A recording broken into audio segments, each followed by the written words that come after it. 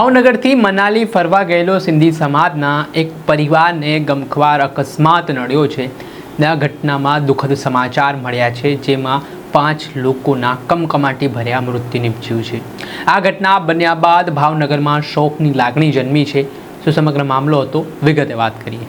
વૈષ્ણવજન તો તેને કહીએ જે પીડ પરાઈ જાનાને રે।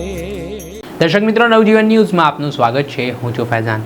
હાલ વેકેશનનો સમય ચાલી રહ્યો છે ને લોકો પિકનિક માટે અલગ અલગ રાજ્યોમાં ફરવા પણ જઈ રહ્યા છે। ગરમીની સિઝન છે, આ સિઝન વચ્ચે લોકો હિમાચલ પ્રદેશ, જમ્મુ કાશ્મીર સહિતના જે ઠંડા પ્રદેશો છે ત્યાં ફરવા માટે જઈ રહ્યા છે, પરંતુ ભાવનગરના એક પરિવારને આ પિકનિક છે તે અંતિમ પિકનિક બની હોય તેવું સામે આવ્યું છે। ઘટનામાં કહેવાય રહ્યું છે કે ભાવનગરના એક સિંધી સમાજના પરિવારના 9 સભ્યો છે તે હિમાચલ પ્રદેશના કુલ્લુ મનાલી છે તે ફરવા માટે ગયા હતા। દરમિયાન ગઈકાલે 3:30-4 વાગ્યાની આસપાસ રાત્રિ દરમિયાન ગમખ્વાર અકસ્માત બન્યો છે। જે ગાડીમાં તેઓ કુલ્લુ મનાલી જઈ રહ્યા હતા ત્યાં અચાનક ગાડી છે તે ખાઈમાં ખાબકી ને આ ઘટનામાં 5 લોકોના મૃત્યુ નિપજ્યા। આ સમગ્ર ઘટના બની છે મનાલી તરફ જતા કિનકરી તાલુકાના ચંબા જિલ્લામાં, જે 28 નંબરનો નેશનલ હાઈવે છે ત્યાં ખાડીમાં આ ગાડી છે તે પલટી ખાઈ ગઈ હતી। આ ઘટનાને લઈને જે 5 લોકોના મૃત્યુ થયા છે તેમાં લલિતભાઈ ફતનાની, સાનિયાબેન લલિતભાઈ ફતનાની, પ્રિયંકા ભોપાણી, કાજલબેન ભોપાણી અને દિવ્યાંશુ ભોપાણી, જ્યારે અન્ય 4 લોકોનો બચાવ થયો છે। તેમને રેસ્ક્યુ કરી લેવામાં આવ્યા છે અને સારવાર માટે હિમાચલ પ્રદેશની હોસ્પિટલે ખસેડવામાં આવ્યા છે। જે 4 લોકો બચ્યા છે તેમાં મયંકભાઈ લલિતભાઈ ફતનાની, ફોરમબેન મયંકભાઈ ફતનાની, જીયાંશ મયંકભાઈ ફતનાની અને પ્રિયાંશી પ્રિયાંકભાઈ ભોપાણી, આ 4 લોકોનો જીવ બચ્યો છે। આ ઘટના, આ સમાચાર મળતાની સાથે જ ભાવનગરમાં સિંધી સમાજમાં શોકનું મોજું ફરી વળ્યું છે।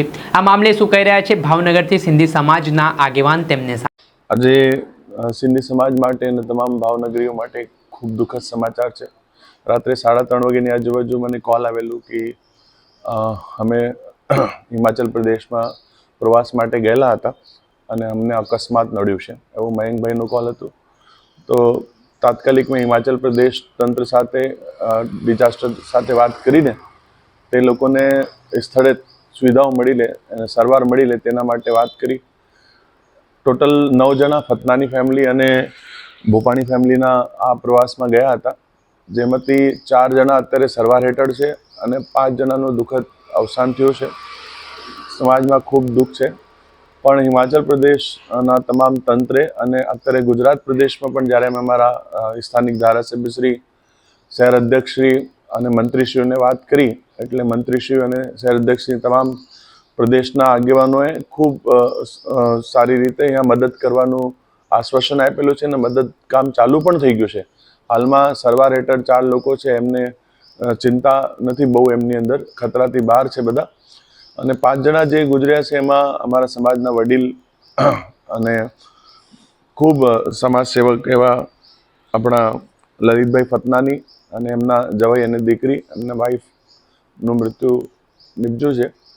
અને હાલમાં અત્યારે સમાજના લોકો સ્થળે પહોંચવા માટે નીકળી ચૂક્યા છે। સાંજ સુધી સ્થળે પહોંચી જશું। આગળની વિધિ માટે ત્યાં જે સરકારી પ્રોસેસ છે એ પૂર્ણ કરીને પરત ભાવનગર આવવાનું પ્લાનિંગ છે।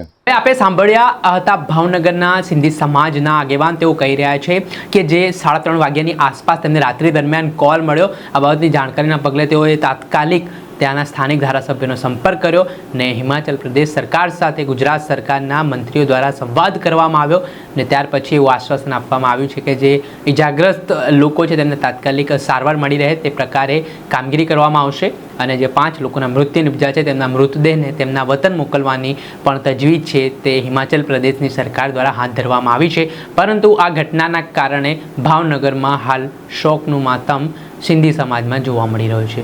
દર્શક મિત્રો, આવા જ નવા વિડીયો સાથે આપને માહિતગાર કરતા રહીશું, એટલે નવજીવન ન્યૂઝને લાઇક કરી લો, સબસ્ક્રાઇબ કરી લો અને વધુમાં વધુ શેર કરો।